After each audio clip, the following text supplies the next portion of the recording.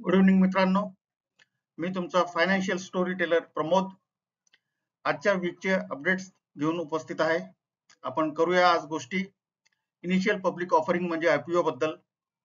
आजची ही गोष्ट करण्याची गरज याच्यासाठी पडली की आज बजाज हाऊसिंग फायनान्स लिमिटेडचा शेअर लिस्ट झाला.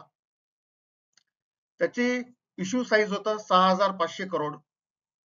त्यांना रिस्पॉन्स मिळाला 4 लाख करोडचा. म्हणजे मला गरज होती 6,500 रुपयांची आणि मार्केट मला देऊ करत आहे 4 लाख रुपये. ही ही व्हॅल्यू असती ब्रँडची, ही व्हॅल्यू असती आपल्या रेप्युटेशनची. आज त्यांनी आयपीओ काढून काय साध्य केलं तर त्यांचे 6,500 करोड रुपये तर त्यांना जे काय मिळायला पाहिजे होते ते तर मिळालेच. प्लस या आयपीओचा कोणाकोणाला फायदा झाला, कसा कसा फायदा झाला, ही सगळी प्रोसेस काय असते हे सगळं आपण आता थोडस अगदी बेसिक्स मध्ये पाहू. आता कोणतीही कंपनी जेव्हा स्थापन करतो आपण तेव्हा ती एक प्रोप्रायटर कंपनी किंवा प्रायव्हेट कंपनी असते. या कंपनीमध्ये ओनर असतात, फॅमिली मेंबर्स असतात, फ्रेंड्स असतात, त्यांचं त्याच्यात भांडवल लागलेलं असतंच असं नाही पण नॉर्मली असतं. म्हणजे ओनर्स, आपले फॅमिली मेंबर्स आणि फ्रेंड्स. त्याच्यानंतर अजून जसं जसं आपला बिझनेस ग्रो होतो तसं तसं त्याच्यात आपले हितचिंतक इन्व्हेस्टर्स सामील होतात. त्यांना एंजल इन्व्हेस्टर्स म्हणतात. हे एंजल इन्व्हेस्टर्स म्हणजे शब्दशः जर का त्यांचा आपण म्हणजे अनुवाद केला तर देवदूत. एंजल म्हणजे देवदूत, जे या कंपनीला आपल्याला मदत करतात ते देवदूतासारखं असतात, म्हणून ते एंजल इन्व्हेस्टर्स असतात. नंतर व्हेंचर कॅपिटलिस्ट असतात. व्हेंचर कॅपिटलिस्ट म्हणजे एखादा धनको व्यक्ती ज्याला आपली बिझनेस आयडिया आवडलेली आहे, तो त्याच्याकडे असलेलं डिस्पोजेबल इन्कम किंवा डिस्पोजेबल अमाऊंट आपल्या बिझनेसमध्ये लावतो, देऊ करतो, ते म्हणजे व्हेंचर कॅपिटलिस्ट. त्याचं एवढं होऊनही जर का आपला बिझनेस ग्रो होत आहे आणि एवढं होऊनही जर का आपल्याला अधिक पैशाची गरज आहे, तेव्हा एखादी कंपनी प्रायव्हेट लिमिटेड कंपनी पासून पब्लिक लिमिटेड कंपनीकडचा प्रवास चालू करते. म्हणजे आपण याला बोली भाषेत कंपनी लिस्ट व्हायची तयारी करते असं म्हणतो. आता कंपनी लिस्ट होण्याची तयारीसाठी कंपनीला काय काय करावं लागतं किंवा असं का व्हावं वाटतं कंपनीला? तर कंपनीला आपला बिझनेस एक्सपांड करायचा असतो, नवीन शाखा काढायच्या असतात, नवीन टेक्नॉलॉजी घ्यायची असते, नवीन आउटलेट्स काढायचे असतात. त्याच्यासाठी जी फंडिंग लागती त्यासाठी कंपनी लिस्ट होऊ शकते. त्याच्यानंतर कंपनीवर अनेक प्रकारचे कर्ज असू शकतात, बँकांचे कर्ज असू शकतात, प्रायव्हेट व्यक्तींचे कर्ज असू शकतात. कंपनीला वाटलं की आपण आपले देणे कमी करावे व आपला व्याज कमी वाचून आपण तो व्याज कंपनीचा खर्च कमी करावा, म्हणून पण त्याचं कारण असू शकतं. त्याच्यानंतर कंपनीला जर का एंजल इन्व्हेस्टर्स आणि व्हेंचर कॅपिटलिस्टला त्यांनी केलेल्या टाइमली मदतीबद्दल रिवॉर्ड करायचा असेल, त्यांना जर का एक्झिट रूट द्यायचा असेल, तरी देखील कंपनी आयपीओ काढू शकते. त्याच्यानंतर कंपनीच्या मालकाला वाटतं की आपल्याला बँकेच्या व्याजदरापेक्षा जर का बाजारात आपण पैसा उभा केला तर तो स्वस्तात उभा केला जाईल, व्याजाची बचत होईल. त्याच्यासाठी कंपनीचे मालक आपला स्वतःचा हिस्सा थोडासा डायल्यूट करून जो रिटेलर्सला तो देऊ करतात आणि त्याच्यासाठी देखील कंपनी लिस्ट व्हायचा निर्णय घेऊ शकतात. आता हे झालं सगळे कारण मीमांसा की कंपनी लिस्ट का करायला निर्णय घेतला जातो. त्याच्यानंतर हे कंपनी लिस्ट होण्याचे स्टेजेस कोणते कोणते आहेत, तर त्याचे स्टेजेस आहेत की आधी एखाद्या कंपनीला लिस्ट व्हायचे असेल तर तयारी म्हणून एखादा मर्चंट बँकर अपॉइंट करावा लागतो. तो या कंपनीचा अगदी अगदी काटेकोर इव्हॅल्युएशन करतो, त्या कंपनीची साईज ठरवतो, त्या कंपनीचा बिझनेस मॉडेल काय आहे त्याचं अनालिसिस करतो. अत्यंत डेप्थ मध्ये या सगळ्या गोष्टींचे अनालिसिस केले जातात. आणि हे केल्यानंतर तसं तो कंपनीवर असलेले पॉझिटिव्ह निगेटिव्ह पॉइंट्स, कंपनीचे काही प्रॉस्पेक्ट्स, काही थ्रेट्स याची देखील डॉक्युमेंट करतो आणि एक मोठा रिपोर्ट बनवतो. जो रिपोर्ट पुढे सेबीला सबमिट केला जातो त्याला ड्राफ्ट रेड हेरिंग प्रॉस्पेक्ट्स म्हणतात. सेबीचे जे काय रेग्युलेटर्स आहे ते सर्व रेग्युलेटर्स हा सगळा रिपोर्ट काळजीपूर्वक पाहतात. याच्यात जर का काही त्रुटी आढळली तर ते पुन्हा माघारी धाडतात, पुन्हा करेक्शन्स करतात. प्रत्येक वेळेस त्यांना 1.5-2 महिन्याची हे दिलेली असते मुदत दिलेली असते, या मुदतीमध्येच त्यांना तो सगळं पुन्हा करेक्ट करून पुन्हा रिसबमिट करावं लागतं. तर ही सगळी जी प्रोसेस असते, कंपनीची करेक्ट इव्हॅल्युएशन झाल्यानंतर कंपनीचा प्राइस बँड ठरतो.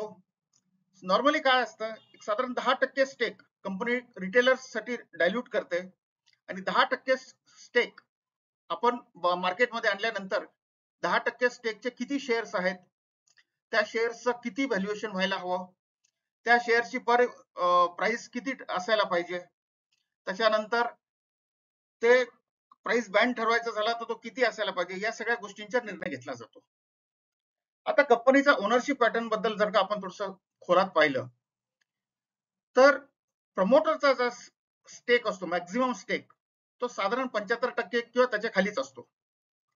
त्याच्यानंतर त्याच्यात स्टेक असतो तो QIB म्हणजे क्वालिफाईड इन्स्टिट्यूशनल इन्व्हेस्टर्स. हे बोथ फॉरेन किंवा डोमेस्टिक असू शकतात, परवानग्या जशा प्रकारच्या मिळाल्या तशा. आता डोमेस्टिक क्वालिफाईड इन्स्टिट्यूशनल इन्व्हेस्टर्स किंवा बिडर्स जर का म्हणलं तर वेगवेगळे म्युच्युअल फंड हाऊसेस आहेत, त्याच्यानंतर LIC आहे वगैरे. त्याच्यानंतर त्यांचा स्टेक ठरलेला असतो आणि त्याच्यानंतर येतात ते नॉन क्वालिफाईड इन्स्टिट्यूशनल बिडर्स किंवा हाय नेट वर्थ इंडिव्हिज्युअल्स. हे हाय नेट वर्थ इंडिव्हिज्युअल्स म्हणजे नॉर्मली सेलिब्रिटी असतात, मोठमोठे खेळाडू असतात, मोठमोठे उद्योगपती यांचं प्रायव्हेट इन्व्हेस्टमेंट असू शकते, मोठमोठे एंटरटेनमेंट इंडस्ट्री मधले सुपरस्टार्स असू शकतात की जे आपले पैसे या गोष्टींमध्ये यांच्या बिझनेसमध्ये लावतात. या क्वालिफाईड इन्स्टिट्यूशनल बिडर्स आणि हाय नेट इंडिव्हिज्युअल्स किंवा नॉन क्वालिफाईड इन्स्टिट्यूशनल बिडर्स ज्यांना म्हणता येईल, यांचा साधारण कोटा 15% असू शकतो मॅक्झिमम.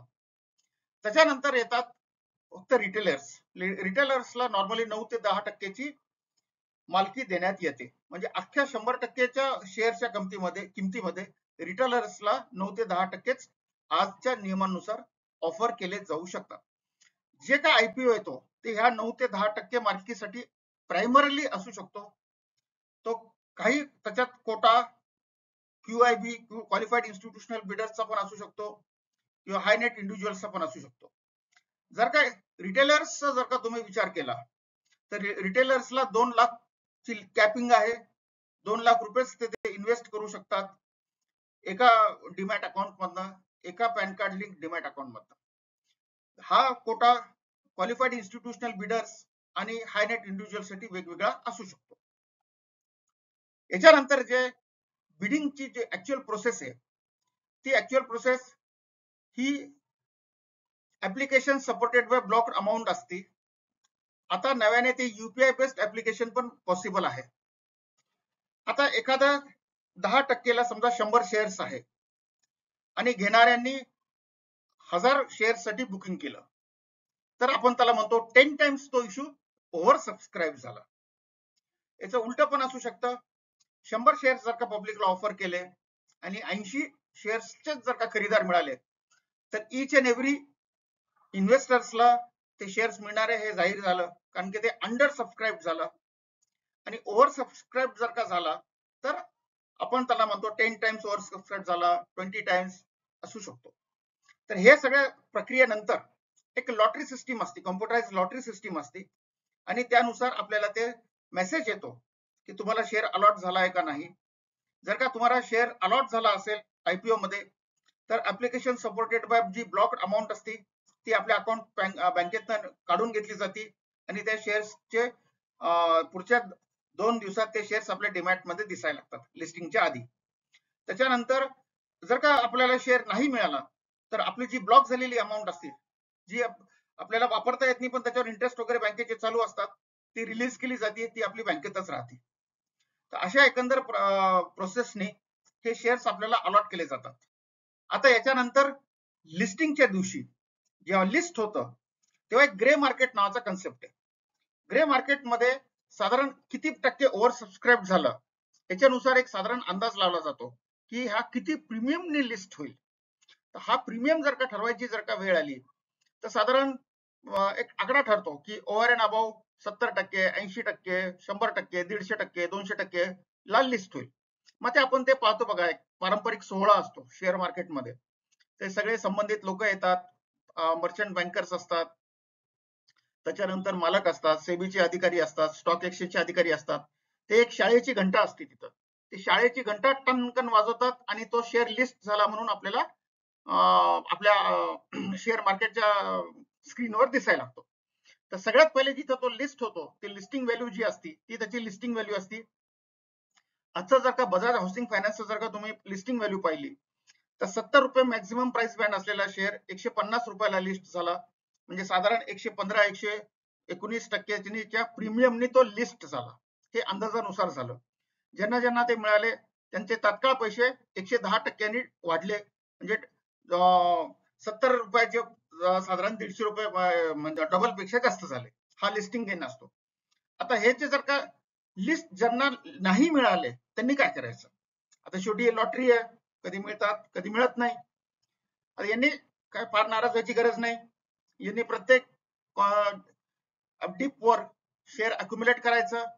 आता आपले आपण application specified supported by block अमाऊंटने काही पैसे ब्लॉक केलेलेच असतात. ते पैसे आपण फेज वाईज वापरून प्रत्येक याच्याला ते हे करू शकतो, घेऊ शकतो. आणि मग आपल्याला जरी इन्स्टंट गेन काही नसेल तरी देखील पुढच्या सगळ्या ऑपॉर्च्युनिटीज मध्ये आपण या सगळ्या गोष्टी कॅच करू शकतो. कारण की चांगला शेअर हा वाढतच जाणार असतो. आणि या सगळ्या गोष्टी अशा पद्धतीने तो शेअर लिस्ट झाला असं आपण जाहीर करतो. ती कंपनी पब्लिक लिमिटेड कंपनी झाली असं जाहीर करतो. आता पब्लिक लिमिटेड कंपनीचे फायदे काय आहेत? फायदे आहेत की विन विन सिच्युएशन आहे ही. प्रमोटर्सला त्यांचे फंड्स मिळतात, कमी व्याजाने मिळतात, म्हणजे अगदी बँकेपेक्षा स्वस्त किमतीत मिळतात. जे काही इन्व्हेस्टर्स असतात त्यांना इन्स्टंट अप्रिशिएशन मिळतं. म्हणजे साधारण एक समजा एक 7-8 दिवसाची ही प्रोसेस असते. 7-8 दिवसात पैसे डबल झाल्याचा आनंद मिळतो. त्याच्यानंतर जे काही या बिझनेस मॉडेलवर विश्वास ठेवणारे एंजल किंवा व्हेंचर कॅपिटलिस्ट असतात त्यांना त्यांचा पैशाचा परतावा मिळतो लॉंग टर्म पैसे ठेवल्याचा. मर्चंट बँकर्स जे यांच्या सपोर्टिव्ह रोल्स मध्ये असतात, यांना ते या व्हॅल्यूला कुठं कमी पडले तर ते पैसे टाकतात. ते फायदा पण तेच घेतात, पैसे पण तेच टाकतात. Reverse is also possible. नुकसान झालं तर नुकसान पण तेच सहन करतात, त्यांना देखील फायदा होतो. आणि सगळ्यात मोठा फायदा हा जनरल इन्व्हेस्टरचा असा असतो की एकदा कंपनी लिस्ट झाली की त्याचे सेबीच्या वॉच मध्ये येते. त्याचं बिझनेस मॉडेल फार पारदर्शक ठेवावं लागतं. त्याचे सगळे फायनान्शियल रिझल्ट सगळे आपल्याला जाहीर करावे लागतात. आणि या अकाउंटेबिलिटी आणि ट्रान्सपरन्सीचा सगळ्यांना फायदाच होतो, तोटा काही होत नाही. प्रायव्हेट लिमिटेड कंपनीमध्ये बराचसा डाटा हा सार्वजनिक डोमेन मध्ये नसतो. हा डाटा नंतर सार्वजनिक डोमेन मध्ये असतो. याचे सगळे मीटिंग्स एजीएम वगैरे घ्यावं लागतात आणि सगळ्यांच्या नजरांना हा डाटा मिळतो. हा चॅलेंज केला जाऊ शकतो, याच्यावर तक्रार केली जाऊ शकते. अन्याय झाला तर याच्यावर न्याय दाद मागू शकली जाते. असा सगळ्या गोष्टी आहेत. तर एकंदरीत हे आज हे सगळं सांगण्याचं कारण म्हणजे की आज बजाजचा हा लिस्ट झाला. बजाज हाऊस हे फार रेप्युटेड घराणा आहे, फार रेप्युटेड त्यांचं बिझनेस मॉडेल आहे, काय एथिक्स ते पाळतात.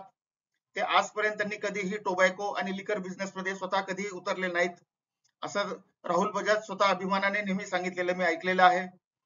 काही गोष्टी ते खूप पाळतात. घराणा एकदम थर्ड जनरेशन, फोर्थ जनरेशन आता ही बिझनेस मध्ये आलेला आहे. त्यांचा हा आयपीओ एकदम हिट झाला असं म्हणायला हरकत नाही. ज्यांना मिळालं त्यांचं अभिनंदन, ज्यांना नाही मिळालं त्यांचं नाराज व्हायचं कारण नाही. त्यांनी त्यांचं ओपन मार्केटमध्ये केव्हाही ऍट डीप आपण घेऊ शकतो. फक्त आपलं अप्रिशिएशन थोडंसं लेट होईल, एवढंच त्याच्यातला मुद्दा राहील. माझा हा व्हिडिओ आपल्याला कसा वाटला मला जरूर सांगा आणि कमेंट मध्ये लिहा.